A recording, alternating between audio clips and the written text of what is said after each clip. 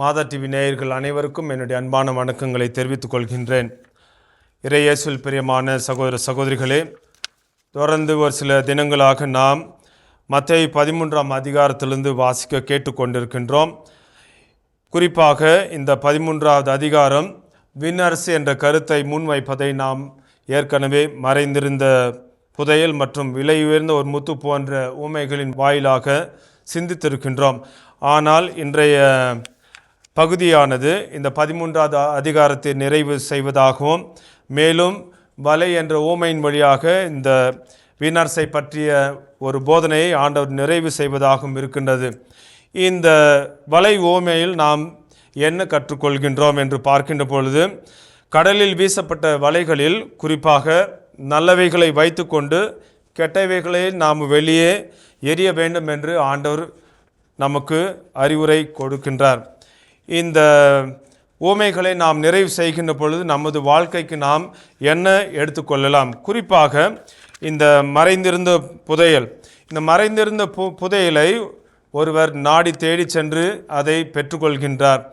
இந்த பகுதியில் முதல் உவமையில் அந்த நபர் தற்செயலாக புதையலை கண்டுபிடிக்கிறார்.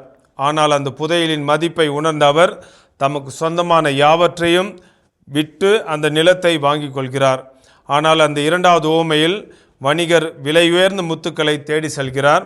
அந்த தேடலில் விலை உயர்ந்த முத்தை கண்டவுடன் தமக்குள்ள யாவற்றையும் விட்டு அதை வாங்கி கொள்கின்றார்.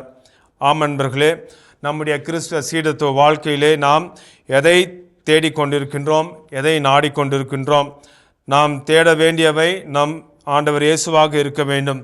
ஏனென்றால் நம்முடைய கிறிஸ்துவ சீடத்துவ வாழ்க்கையிலே தேடல் ஒன்றே நம்மை நிலை வாழ்வுக்கு இட்டு செல்லும். ஏனென்றால் இந்த தேடலில்தான் இறைவனுடைய பராமரிப்பையும் அவருடைய உடனிருப்பையும் நாம் கண்டு கொள்கின்றோம். இந்த கிறிஸ்துவர்களாகிய நமக்கு நமது தேடல், நம் வாழ்வின் புதையல், நமது உயர்ந்த முத்து எல்லாமே நம் ஆண்டவர் இயேசு கிறிஸ்து தான்.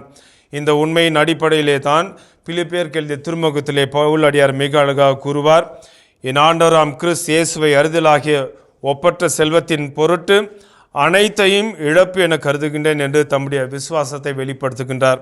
ஆமன்பர்களே, நாமும் புனித லோயாலோ இனாசியரை போல, புனித அகுஸ்தினாரை போல, புனிதர்களைப் போல இயேசு என்ற தெய்வீக புதையலை நாம் தேடி நாடி அதை பெற்றிட முன்வருவோம்.